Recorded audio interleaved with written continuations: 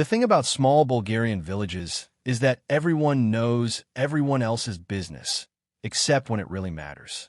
On April 12th, 2016, while most of Cheatir was still rubbing sleep from their eyes, Dimitar Georgiev was already lacing up his worn sneakers with the kind of determined precision that would have worried his grandmother if she'd been paying attention. I should probably explain about Dimitar first, because you can't understand what happened without knowing who he was.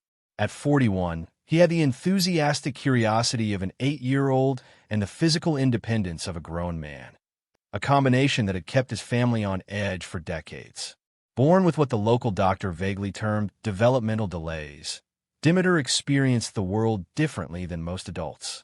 He'd get mesmerized watching ants carry crumbs across the courtyard for an entire afternoon, or suddenly decide he needed to follow every stray cat in the village to see where they lived. His mind worked in loops and spirals rather than straight lines. But here's what struck me when I first heard about Dimitar from the locals. He wasn't helpless. Far from it.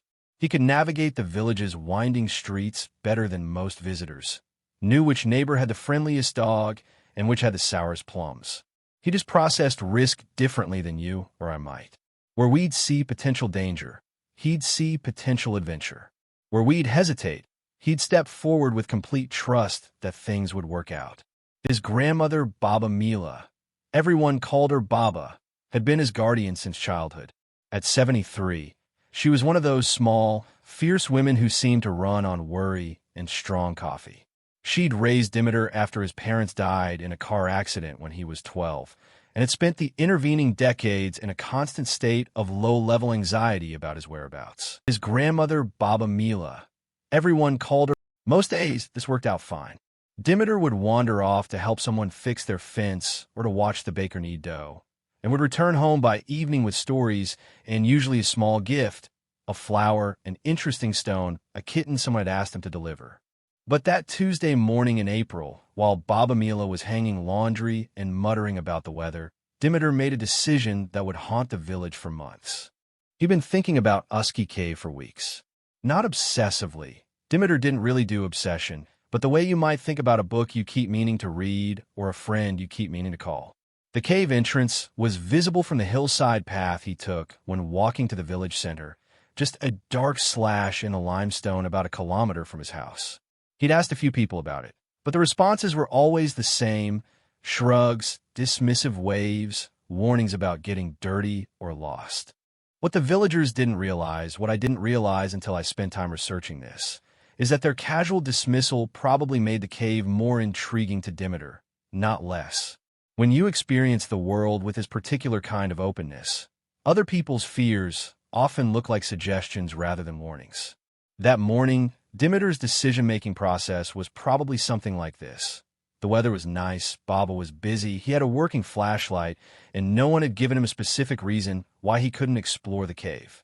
In his mind, this was likely equivalent to getting permission. He slipped out quietly, not sneakily, but with the natural stealth of someone who'd learned that adult conversations often became complicated if you announced every minor adventure. He pocketed his small LED flashlight, grabbed a bottle of water, and headed toward the hills with the easy confidence of a man walking to the corner store. Usky Cave, from the outside, looks deceptively manageable. The entrance is maybe 4 feet high and 6 feet wide, big enough to walk into without crouching, smaller than a garage door. The limestone around it is weathered smooth, and there's usually a slight breeze drifting out, carrying that distinctive cave smell of damp stone and stagnant air. Local teenagers have been using it as a hideout for generations, leaving behind cigarette butts and spray-painted initials near the entrance. What makes Usky dangerous isn't dramatic. There are no sudden cliffs, no underground rivers, no unstable ceiling ready to collapse. It's dangerous the way a corn maze is dangerous. Easy to enter, increasingly complex as you go deeper, and surprisingly difficult to navigate in reverse. The main passage runs horizontally into the hillside for about 140 meters, roughly level and wide enough for an adult to walk upright. But every 20 or 30 meters, smaller passages branch off, some leading to dead ends after a few meters, others snaking deeper into the hillside in directions that don't correspond to anything logical. Demeter entered the cave the way he did most things, with complete confidence and insufficient planning. For the first 100 meters or so, everything probably felt fine. The main passage is genuinely easy to navigate, and Demeter's flashlight would have provided plenty of illumination. He could see the entrance behind him as a gradually shrinking rectangle of daylight, and the path ahead looked straightforward. This is where most casual explorers turn back. They've satisfied their curiosity about what a cave looks like inside, maybe taken a photo, and returned to daylight with a small sense of adventure accomplished. But Demeter wasn't most people.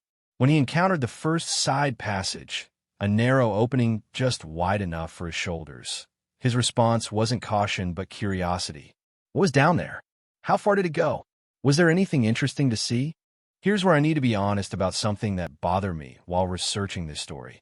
I kept wanting to judge Demeter's choices, to think that someone should have stopped him or that he should have known better. But the truth is more complicated. Demeter's approach to risk was different, not necessarily wrong. He'd spent his entire adult life making small adventures out of ordinary situations, and almost all of them had ended safely. From his perspective, this was probably just another exploration, like the time he'd followed a stream to its source or spent an afternoon mapping every shortcut between his house and the village center. The problem with caves is that they don't operate by the same rules as surface adventures. Above ground, if you get lost, you can usually find a hill to climb for perspective, or wait for sunset to orient yourself, or follow a road until it leads somewhere familiar. Underground, there are no external references. Every passage looks roughly like every other passage. Your flashlight creates a small bubble of visible world, beyond which everything is identical blackness. Demeter probably spent 2 or 3 hours working his way deeper into the cave system. Not panicking, not rushing, just methodically exploring each branch that caught his interest. In his mind, he was likely creating a mental map, the way he'd learned to navigate the village. Remember the turn by the interesting rock formation. Recall that this passage slopes slightly upward. Note that this chamber has an unusual echo. But mental maps work poorly in three-dimensional underground spaces, especially when you're seeing everything by flashlight. What looks like a distinctive landmark on the way in can become invisible or unrecognizable on the way back. Shadows fall differently. Perspectives change. That unique rock formation you used as a marker might be one of dozens of similar formations you didn't notice in adjacent passages. We know from the eventual rescue report that Demeter made it nearly to the end of the mapped cave system, much farther than most casual explorers would venture. He navigated several tight crawl spaces, dropped down into a lower chamber, and worked his way back up through a series of connected rooms that required some basic climbing. This wasn't the bumbling of a confused person. It was the systematic exploration of someone who was genuinely skilled at finding his way through complex spaces. The problem came when he decided to head back. Anyone who's spent time in caves will tell you that the return trip is always harder than the initial exploration. You're tired, your light is dimmer, and everything looks different in reverse. Passages that seemed obviously connected on the way in branch into confusing options on the way out. What felt like a clear upward climb becomes a choice between 3 similar-looking routes. Demeter's flashlight, a cheap LED model he'd bought at the village store, probably lasted about 4 hours under continuous use. By the time he realized he needed to return to the surface, the battery was already weakening. And this is where the story becomes genuinely tragic, because what happened next wasn't the result of any major mistake or poor decision. It was the result of a series of small problems compounding into a fatal situation. Lost with failing light, Demeter did exactly what cave rescue experts recommend. He stopped moving randomly and tried to think systematically about his location. Unfortunately, systematic thinking wasn't his strongest skill under stress. His mental map, which had seemed clear during the initial exploration, became jumbled when he tried to reverse it. Had he climbed up to reach this chamber, or down? Was the passage with the unusual formation to his left or right? When his flashlight finally died, probably around hour 5 or 6. Dimitar was less than 25 meters from a cave entrance. This is the detail that makes his death so heartbreaking for everyone who knew him. He hadn't gotten lost in some remote section of the cave system. He was in a side passage that connected directly to the main route to the entrance. In daylight, with a working flashlight, he could have been outside in 10 minutes. But absolute darkness in a cave is genuinely disorienting in ways that are difficult to imagine unless you've experienced it. It's not like being outside at night, where your eyes adjust and you can make out shapes and shadows. Underground darkness is complete. You literally cannot see your hand in front of your face. Your other senses become hypersensitive, but they can't provide the spatial information you need to navigate. Dimitar probably spent several hours trying to feel his way along passage walls, hoping to recognize textures or air currents that might guide him toward the entrance. But moving blind through cave passages is extremely dangerous. It's easy to miss side openings, to lose track of your direction, or to accidentally head deeper instead of toward the surface. Eventually, exhausted and hypothermic, he found a spot in a narrow side passage where he could curl up and rest. The position his body was found in suggests he wasn't in distress at the end. He'd arranged himself as comfortably as possible, using his arm as a pillow, and had probably fallen asleep. Given the cave's constant temperature of about 12 degrees Celsius 54 degrees Fahrenheit and his light clothing, hypothermia would have set in gradually over several hours. Meanwhile, back in Cheetier, Baba Mila was beginning to worry. This wasn't unusual. She worried about Dimitar every day. But by evening, when he still hadn't returned home, her usual low-level anxiety spiked into genuine fear. Dimitar had never stayed out overnight without telling her. He was reliable about meal times, predictable in his routines. Something was wrong. The initial search efforts were hampered by a simple problem. No one knew where to look. Dimitar could have been anywhere within a 5-kilometer radius of the village. He might have fallen asleep under a tree, or gotten distracted helping someone with a project, or decided to visit a friend in a neighboring village. The police organized search parties, but without any clear direction, they were essentially hoping to get lucky. This went on for 5 months. 5 months of Baba Mila cooking extra dinner every night, just in case. 5 months of neighbors organizing weekend searches through the surrounding hills. 5 months of gradually diminishing hope and increasingly wild theories about what might have happened. The breakthrough came in early September, when someone, I couldn't determine exactly who, remembered seeing Dimitar walking toward the hills the morning he disappeared. And someone else recalled him asking questions about Uski Cave a few weeks before he vanished. These weren't dramatic revelations, just small details that suddenly seemed significant in retrospect. On September 14th, a team from the Regional Emergency Services entered the cave. They found Dimitar's jacket near the entrance to one of the side passages, along with his broken flashlight. The next day, 2 experienced cave rescue specialists suited up with proper equipment and began the delicate process of recovery. They found him exactly where you'd expect, curled up in a small alcove, roughly 25 meters from where his jacket was discovered. The cave's dry, cool environment had naturally preserved his body, but it was clear he'd been dead for months. The rescue report noted that he appeared to have died peacefully, without signs of injury or struggle. I've read that rescue report several times, and what strikes me most is its matter-of-fact tone. The specialists described the recovery process in careful technical detail. The equipment used, the precautions taken, the time required to safely extract the body without damage. There's no drama in their language, no speculation about Dimitar's final hours. Just the professional competence of people who've seen similar tragedies before.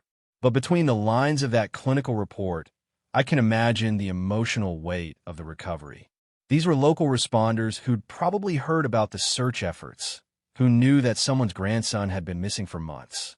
Bringing Dimitar out of that cave wasn't just a technical operation.